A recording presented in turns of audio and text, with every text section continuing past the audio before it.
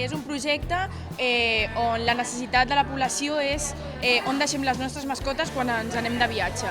I la nostra aplicació satisfarà aquesta població que et vulgui deixar a la seva casa a canvi de que altres persones vinguin a la casa per cuidar la mascota. És un armari que ens ajuda a triar la nostra roba que ens volem ficar durant el dia, depenent de les activitats que realitzem. Nuestro proyecto es un portal web revolucionario que permitiría a miles de alumnos realizar intercambios de manera rápida y personalizada.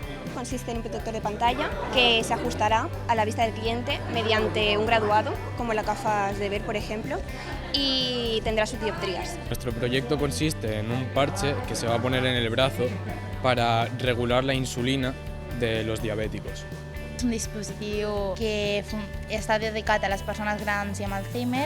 I funciona a través d'una aplicació, llavors el dispositiu es col·loca a l'orella i a través de Bluetooth podem enviar informació o a través d'un altre telèfon mòbil, a través d'una connexió a internet.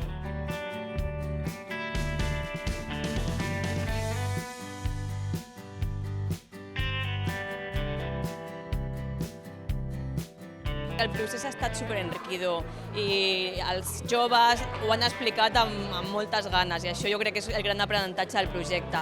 També destaca que els finalistes o els semifinalistes que avui hem tingut tenen tots un contingut molt important científic, tecnològic dels projectes i això jo crec que en el futur és superimportant, o sigui que felicitats als joves de Viladecans.